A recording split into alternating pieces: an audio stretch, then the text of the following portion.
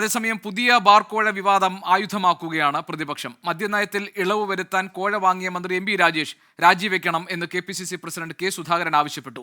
തെരഞ്ഞെടുപ്പിന് മുൻപ് വലിയ തുക പിരിച്ചെന്നും ഇപ്പോൾ ആവശ്യപ്പെടുന്നത് കുടിശ്ശികയാണെന്നും കെ സുധാകരൻ ആരോപിച്ചു. മദ്യനയത്തിന്റെ പേരിൽ ബാർ ഉടമകളിൽ നിന്ന് കോടികൾ പിരിക്കാനുള്ള നീക്കം ഞെട്ടിപ്പിക്കുന്നതാണെന്ന് പ്രതിപക്ഷ നേതാവ് VD സതീശൻ പ്രതികരിച്ചു. എക്സൈസ് മന്ത്രി രാജിവെച്ചില്ലെങ്കിൽ ശക്തമായ പ്രതിഷേധം സംഘടിപ്പിക്കുമെന്നും പ്രതിപക്ഷ നേതാവ് പറഞ്ഞു. പ്രതികരണങ്ങളിൽ അബ്കാരി ചട്ടങ്ങളിൽ ഭേദഗതി വരുത്തി തരാം തെരഞ്ഞെടുപ്പിന് ശേഷം, പെരുമാറ്റച്ചട്ടത്തിന് ശേഷം എന്നുള്ള ഉറപ്പിന്മേലാണ് ഇപ്പോൾ വ്യാപകമായി സംസ്ഥാനത്ത് ബാർ ഉടമകളുടെ കയ്യിൽ നിന്നും പണം പിരിക്കുന്നത്.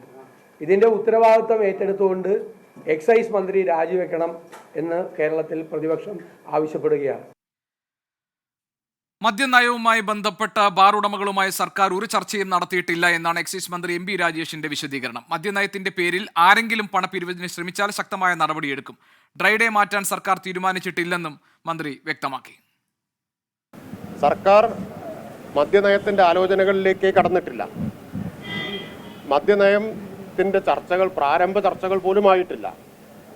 അപ്പം അത്തരമൊരു സാഹചര്യത്തിൽ ഇങ്ങനെ മദ്യനയത്തിൽ ചില കാര്യങ്ങൾ നടപ്പിലാക്കാം എന്ന് പറഞ്ഞുകൊണ്ട് പണപ്പിരിവിന് ശ്രമിക്കുന്നു എന്നുള്ളത് വളരെ ഗൗരവത്തോടെയാണ് കാണുന്നത്.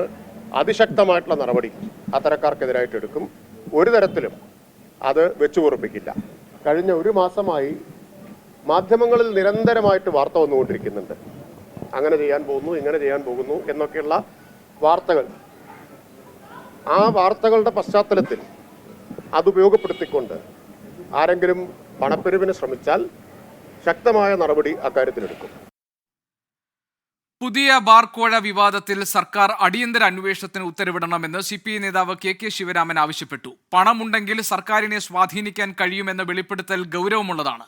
സത്യാവസ്ഥ പുറത്തുവരണമെന്നും KK ശിവരാമൻ പറഞ്ഞു. ഇങ്ങനെ കുറേ ബാർ ഉടമകൾ വിചാരിച്ചാൽ ഒരു ഗവൺമെൻറ് അവർക്ക് വഴങ്ങിക്കൊടുക്കും എന്ന ധാരണ സമൂഹത്തിൽ പടരാൻ പാടില്ല. അതുകൊണ്ട് തന്നെ ഇതിൻ്റെ പിന്നിൽ ഒരു ഗൂഢാലോചനയുണ്ടോ എന്ന സംശയമുണ്ട്. അപ്പോൾ സ്വാഭാവികമായിട്ടും വളരെ ബോധപൂർവമാണ് വാട്സപ്പ് ഗ്രൂപ്പിലൂടെ അനുമോൻ ഇത്തരമൊരു അറിയിപ്പ് അല്ലെങ്കിൽ ഇങ്ങനെ തീരുമാനം ബാർ ഉടമകളെ അറിയിച്ചത് എന്നാണ് ഞാൻ കരുതുന്നത്. അതുകൊണ്ട് തന്നെ ഇതിനെക്കുറിച്ച് വളരെ ഗൗരവമേറിയ അന്വേഷണം നടത്തേണ്ടതുണ്ട്. VA ഗിരീഷ് ഞങ്ങളുടെ പ്രതിനിധിയുണ്ട് തിരുവനന്തപുരത്ത് നിന്ന് വിവരങ്ങളുമായി. ഗിരീഷ്, വളരെ ഗൗരവത്തോടുകൂടി സർക്കാർ കാണേണ്ടതാണല്ലോ ഈ പുതിയ ബാർ കോഴ വിവാദം. എന്തായിരുന്നു എക്സൈസ് മന്ത്രിയുടെ പ്രതികരണം? CPI ഇക്കാര്യത്തിൽ ഒരു അന്വേഷണം ഉടനെ തന്നെ പരിശോധന ആവശ്യമാണ്, സർക്കാരിനെ പണം കൊടുത്ത് സ്വാധീനിക്കാൻ കഴിയുമെന്നൊരു സന്ദേശം ഇതിനകത്ത് ഉൾച്ചേർന്നിട്ടുണ്ട് എന്ന ഒരു നിലപാടെടുത്തിരിക്കുന്നു. ഇത് ഏത് നിലയ്ക്കാണ് ഈ വിവാദം കൈകാര്യം ചെയ്യപ്പെടുക? സർക്കാർ നിലപാട് എന്താണ്? ഗോപികൃഷ്ണൻ, പുതിയ ബാർ കോഴ വിവാദവുമായി ബന്ധപ്പെട്ട സർക്കാർ ഈ ആരോപണത്തെ പൂർണ്ണമായും നിഷേധിക്കുകയാണ്. രാവിലെ തന്നെ എക്സൈസ് മന്ത്രി MB രാജേഷ് പറഞ്ഞത് പുതിയ മദ്യനയവുമായി ബന്ധപ്പെട്ട പ്രാഥമികമായ ചർച്ചകൾ പോലും സർക്കാരിന്റെ ഭാഗത്തുനിന്ന് തുടങ്ങിയിട്ടില്ല. ഈ ഒരു ഘട്ടത്തിൽ ബാർ ഉടമകളുമായി ചർച്ച നടത്തിയിട്ടില്ല. ഈ ഒരു സമയത്ത് വന്ന ആരോപണം സർക്കാരിനെ ഒരു പുറമറയ്ക്കുള്ളിൽ നിർത്തുന്നതിന് വേണ്ടിയിട്ടാണ്. കാരണം കഴിഞ്ഞ ഒരു മാസമായി ഇത്തരത്തിലുള്ള പല വാർത്തകളും പ്രചരിക്കുന്നുണ്ട്. ഇതിന്റെ അടിസ്ഥാനത്തിൽ ആരെങ്കിലും പണപ്പിരിവ് നടത്തുകയാണെങ്കിൽ സർക്കാർ ഉചിതമായ നടപടി സ്വീകരിക്കും എന്നാണ് അദ്ദേഹം രാവിലെ പ്രതികരിച്ചത്. തൊട്ടു പിന്നാലെ തന്നെ ഇക്കാര്യത്തിൽ ശബ്ദരേഖയെക്കുറിച്ചും ഇത് എങ്ങനെ പുറത്തു വന്നു എന്നത് സംബന്ധിച്ചുമെല്ലാം ഒരു വിശദമായ അന്വേഷണം ആവശ്യപ്പെട്ട് അദ്ദേഹം സംസ്ഥാന പോലീസ് മേധാവിക്ക് കത്ത് നൽകുകയും ചെയ്തിട്ടുണ്ട്. ഏതായാലും അതോടൊപ്പം CPM സംസ്ഥാന സെക്രട്ടറി MV ഗോവിന്ദനും അച്ഛനും മുമ്പ് ഈ ആരോപണത്തെ പൂർണ്ണമായും തള്ളിക്കളഞ്ഞു. മാത്രമല്ല മന്ത്രി രാജിവെക്കാൻ യാതൊരു ആവശ്യവുമില്ല എന്ന് വ്യക്തമാക്കുകയും ചെയ്തു. എന്നാൽ പ്രതിപക്ഷമാകട്ടെ ഈ വിവാദത്തെ ഒരു രാഷ്ട്രീയ ആയുധമായി സർക്കാരിനെതിരെ ഉപയോഗിക്കാൻ തന്നെയാണ് തീരുമാനിച്ചിട്ടുള്ളത്.